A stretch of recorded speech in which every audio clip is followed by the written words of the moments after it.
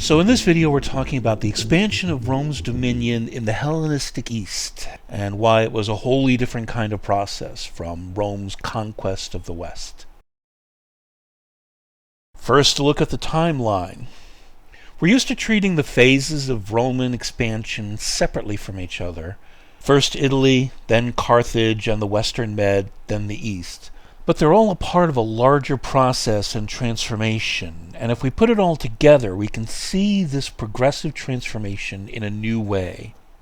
In Italy, we have the early success and consolidation that comes with the defeat of Tarquin's Latin alliance at Lake Regillus at the beginning of the Roman Republic. A century later came the twin lightning strikes of the conquest of Veii and the sack of Rome. Then, around the same time as the Latin Revolt, a succession of wars against the Samnite hill peoples of south-central Italy. An initial conflict, a desperate all-out war in which Rome overcomes major reverses through urgent military adaptation, and a final conclusive victory. After this comes the Punic War, and with it, hegemony over most of Italy. Control of Italy leads to conflict with Carthage. Once again, a succession of three wars: an initial conflict, a desperate all-out war in which Rome overcomes major reverses through urgent military adaptation, and a final conclusive victory. Roman expansion beyond Italy sparks the alarm of the Eastern Hellenistic Empires, leading Macedon to join Carthage in trying to arrest Roman imperialism. This means the First Macedonian War occurs simultaneously with the Second Punic War, with Rome fighting Hannibal and Macedon at the same time. Macedon becomes Rome's new nemesis, leading to a succession of wars with them as well. But by now, Rome is so advanced and so confident in warfare that with Macedon, there is no desperate, all-out epic war requiring Rome to adapt or face destruction. Just increasingly dramatic defeats inflicted on Macedon until finally the Third Macedonian War ends the independent kingdom of Macedon for good, and Macedon is carved up into 4 Roman provinces. The Fourth War is waged not against the kingdom of Macedon, but an internal uprising within what is now a Roman dominion. At the same time, Rome is taking on a second all-powerful Eastern empire, the Seleucids, and only a single war, the Syrian War, is required to demonstrate the Seleucids' inability to withstand Roman might. Finally, an uprising of anti-Roman Greeks, the Achaean League in the Peloponnese, leads to a war consisting of a single and brutal campaign ending with the destruction of the ancient city of Corinth. Some find it useful to look at the military history of Rome in terms of decisive battles that serve as major turning points for Rome. Thus we have Lake Regillus at the start that solidifies and confirms the independence of Rome and the establishment of the Roman Republic. The sack of Rome reshapes the Roman psyche with a need to expand in order to protect Rome. During the Samnite Wars, the key moment is the Romans' humiliating defeat at the Battle of the Caudine Forks, forcing Rome to rethink the way they waged war. In the Punic Wars, Rome was traumatized by 3 successive disastrous defeats at Trebia, Trasimene, and Cannae, the start of a grueling war in which Rome shifts from defending the city to offensive conquest on enemy soil at the Battle of Zama. In the Coda, Rome destroys Carthage itself. In the East, 2 comprehensive and decisive victories are all that is needed to effectively end the imperial might of the Seleucid Empire at the Battle of Magnesia during the Syrian War, and of Macedon at the Battle of Pydna during the Third Macedonian War. Finally, a brief, shocking exhibition of Roman power in the East leads to the destruction of Corinth, the Greek commercial city, at exactly the same moment they're finishing their western conquest with the destruction of Carthage. Here again we see that in Italy and the West, the key battles are turning points involving adaptation and transformation. In the East, even the great Hellenistic Empires, founded by Alexander, cannot withstand Rome's might, and the transformations and adaptations Rome is experiencing during this period are happening not on the battlefield, but back home, in the city of Rome itself. Looking at these conquests on a timeline creates a sense of progression, but from the Roman perspective, what we see is phases in which Rome's current challenge is overcoming whoever is standing in the way of the stability of Rome's current dominion, particularly in terms of Rome's presence as an economic power, as its strength in trade and industry grows through Italy, Western Mediterranean, and beyond. So within each of these phases, the Romans are focused on one particular enemy. The Romans fight the Samnites because they are a threat to Rome's control of central Italy. Carthage because their conflicting interests in the resources of Sicily and Spain are incompatible and mutually exclusive. And the Hellenistic Empires because, well, why do the Romans fight the Hellenistic Empires? More on that in a moment. But before we leave the timeline, a final observation.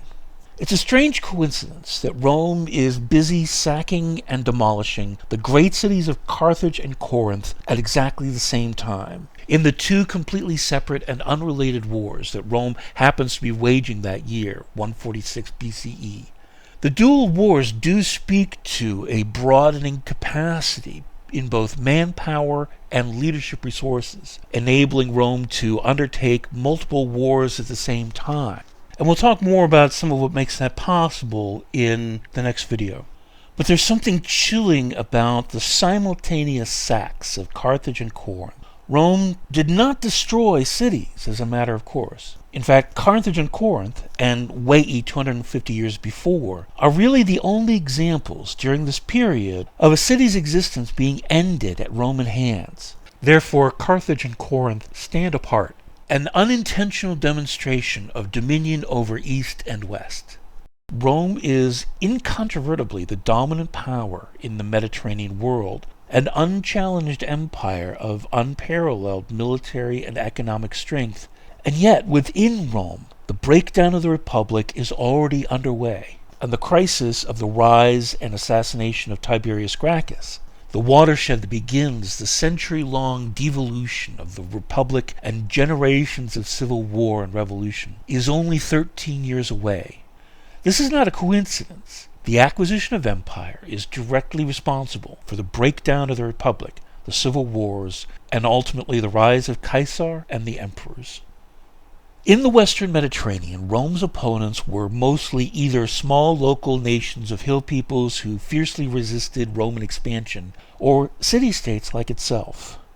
Veii and the Etruscan cities, Rome's fellow city-states of Latium, Tarentum and Syracuse and the Greek-Italian cities, and finally Carthage, a powerful force, but fundamentally an ambitious city-state like Rome, an equal.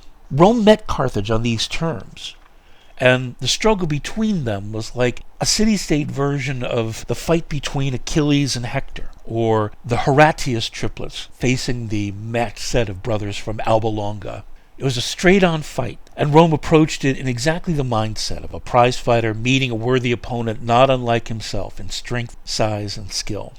The East was different. The East was home to the most ancient and advanced civilizations this side of China. Mesopotamia, Egypt, Greece. All of these cultures had deep roots going back thousands of years into the Bronze Age, to the dawn of civilization itself, at a time when no one but wolves and deer would be roaming the hills of Rome for millennia to come.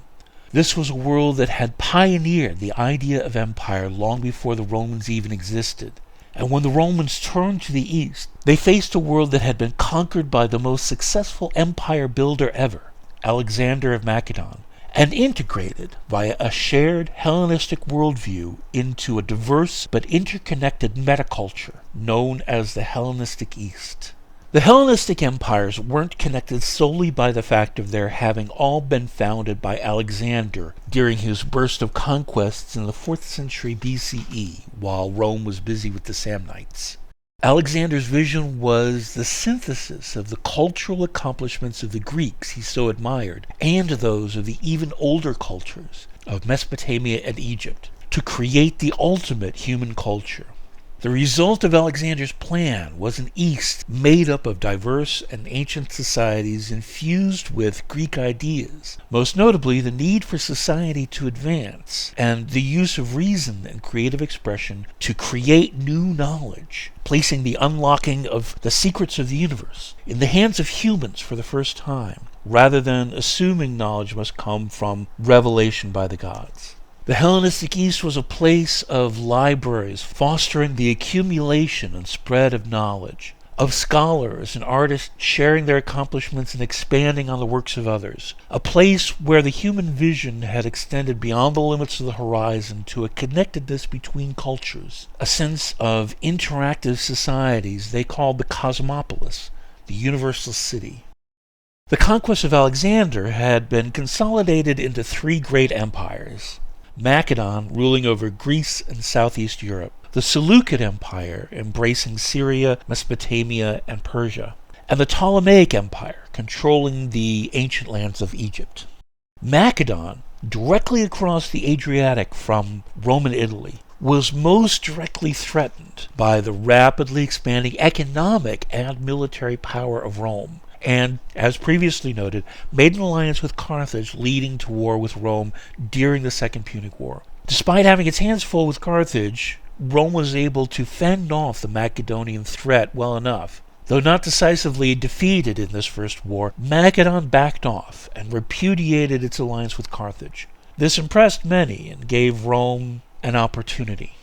The Hellenistic East was not only older and more culturally advanced than Rome and Italy, it was also much, much wealthier. The Hellenistic lands controlled much vaster resources than the Romans could even imagine. This remained the case throughout the story of Rome. The Eastern Mediterranean is always richer in resources and more economically grounded than the Western Med.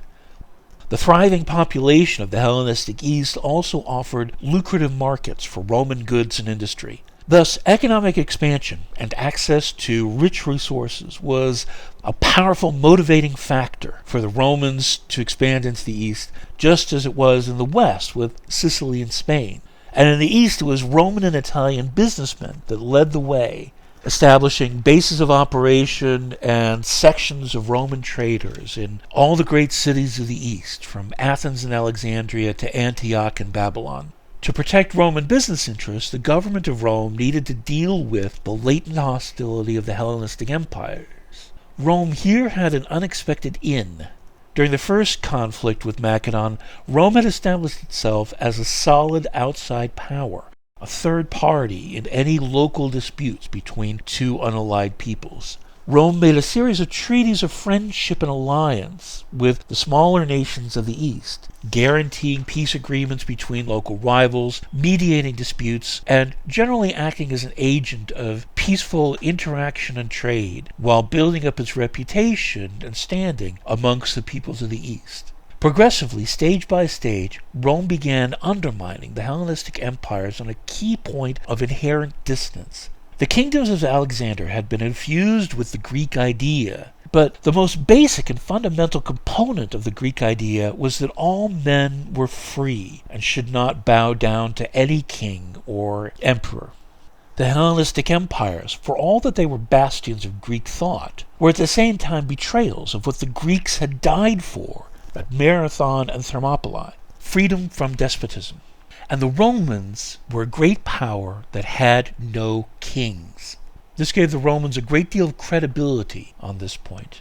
Thus the Romans were able to present themselves not only as disinterested external arbiters in local conflicts and as a powerful trading presence, but also as potential saviors from the monarchy that was customary in the East, but which felt inherently incompatible with Greek-inspired thought and the advancement of civilization.